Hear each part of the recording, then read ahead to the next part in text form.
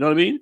It's important for me to create a dialogue surrounding all this because the young men that we have in our community, the young black men, it's like imperative that we get them to understand certain things. You know what I mean? So today, this is what we're going to talk about real quickly because I discuss these topics at length a lot, but I can't talk about these type of things enough. Like until we direct the youth in the proper direction, it don't matter what we see on the news. It don't matter what we talk about amongst each other who are adults. None of that matters if we don't get the youth on the same page that we on.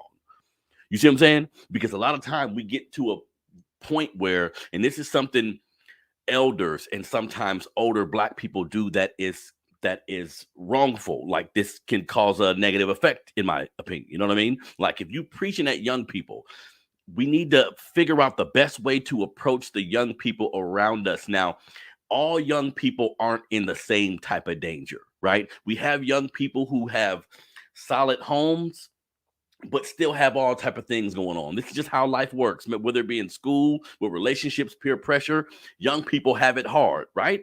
But we need to be honest. When we talk about black society, the young people that got to grow up in the hood, the young people that got to grow up without resources, that have to be in certain environments, they're more at risk when it comes to certain things, right? So, something I want y'all to do, all my black parents out there, if you got a teenager, young adult, I need everybody to get this book, even if you just read it for yourself and then convey the information to your kids. This is called The New Jim Crow by Michelle Alexander.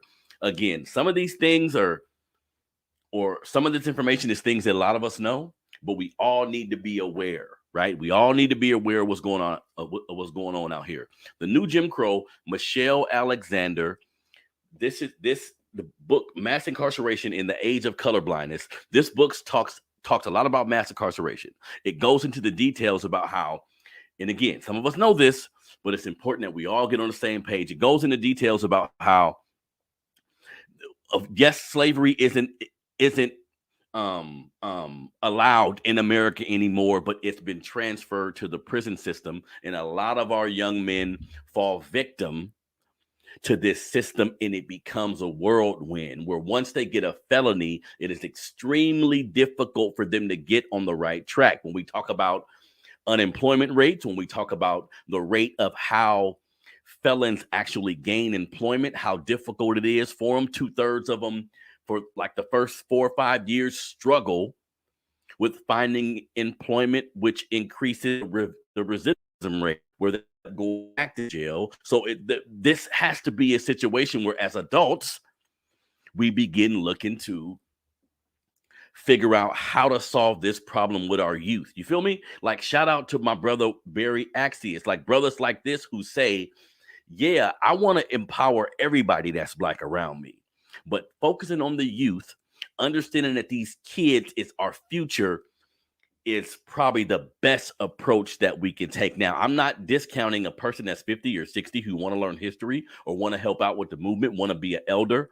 I'm not knocking none of that shit, but we need to address these children the right way. We need to address these kids the right way, right? So we need to figure out different ways to make sure we can, so children or young people can understand the negative effects of being involved in the prison system, the negative effects of being involved in street culture. You see what I'm saying? And I talk about these type of things ad nauseum, but we got to keep going at it, family. You see? So we need to figure out ways to make sure young people understand the negative effects of the life that you choose, like the decisions that you make as a young person. Now, we always talk about the fact that parents got to be on their game. Like if you put a young person in the right environment, resources are available, the likelihood of them choosing a particular lifestyle lessens, right? So we always talk about the importance of mating the right way. Like I break it down to the first step of how this has to happen. Like how you mate, the partner you pick, all of these things can determine the life y'all gonna have.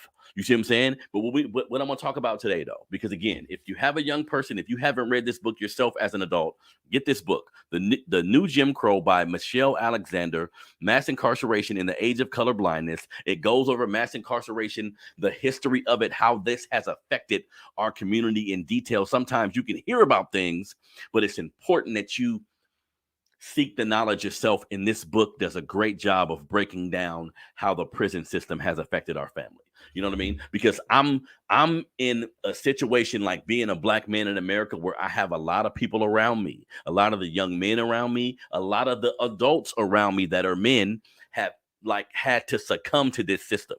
So me personally, right? And one of the reasons why I talk about it so much, the prison system in America has ravaged my family. Just me specifically, like the amount of men in my family who got felonies, the amount of men in my family who've had to go to jail, some still there now. You see what I'm saying? Some still there now, and the effect that this has had on their children, the effect that this has had on our legacy as a family, right? So the system, the war on drugs, all of these things has horribly affected the black community. But I'm here to tell you, this shit has horribly affected my family specifically, right? So we need to get to how to veer young men away from this. Like some of the things that the young men don't think about. That's what I'm going to talk about today. Like looking at the new Jim Crow, which is mass incarceration, right? We've been through all these different stages as black folks in America. Mass incarceration is something that's still affecting us since like 1970 to now. 1970 was 200,000 people in jail in America. 2010, it was like 1.6 million, right? So anybody who do research on this, we understand these numbers have tripled, quadrupled, and the main people who are getting arrested is people who are impoverished. When we peel back that layer, the main people who are impoverished that are getting in prison is people who look like us. You see what I'm saying? So here's some of the things you need to make